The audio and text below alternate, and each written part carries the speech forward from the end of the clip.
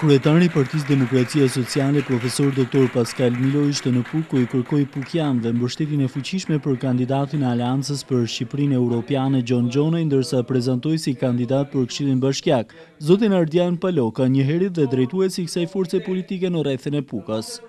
Vetë zoti Paloka falenderoi të pranishmit për mbështetjen, i bindur se Partia Demokracia Sociale do të kishte në Këshillin Bashkiak përfaqësuesin e saj, ashtu siç pro bindjen tek fitoria e zotit Gjon Gjonaj.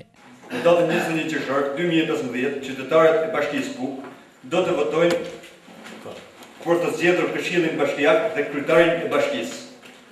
Partia Demokracia Sociale vjen në këtë zgjedhje duke propozuar listën e saj të kandidatëve për Këshillin Bashkiak dhe me kandidatin e përbashkët për kryetar Bashkisë zotin Gjon Gjonaj, jam i nderuar të kryesoj listën e propozuar nga Partia Demokracia Sociale për Këshillin Bashkiak. Listë e cila përbëhet nga njerëz të devotshëm, shkolluar dhe përfaqësuese e gjithë komunitetit pukian.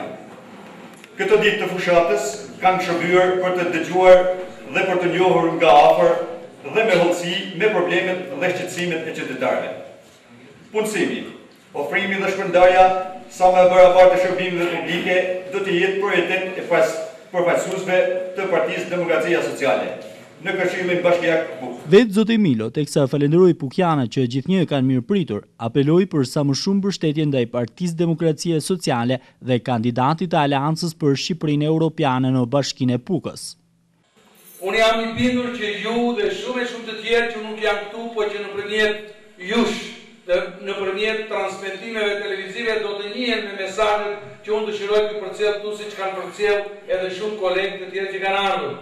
Që zgjedhja e Gjon Gjonaj nuk duhet të jetë një zgjedhje rutinë që siç ndodh jo rrallë këtu në Puk që edhe me 10 vota ka përcjell fitoria dhe arrihet fitoria, por duhet të jetë një zgjedhje dhe një fitore plebiscitare, shumë e qartë, ku pukianët duhet të japin një mesazh të fortë të mbështetjes me qëllim që nga një mbështetje e fortë elektorale vjen një pushtet i fortë. Në rastin e kandidatit Aleancës për Shqipërinë Evropiane, ne do të kemi një guximtar që guxon të investoj, guxon të punoj, guxon të ndërtoj dhe guxon të mbështesë dhe të shërbej si kryeqytetar i Pukës. Ky takim është përshëndetur dhe nga aleatët, kreu i Partisë Socialiste në Puk dhe kryetaria e Lëvizjes Socialiste për Integrim, të cilët po ashtu shprehen bindjen tek fitoria e kandidatit të përbashkët për drejtimin e Bashkisë së Pukës.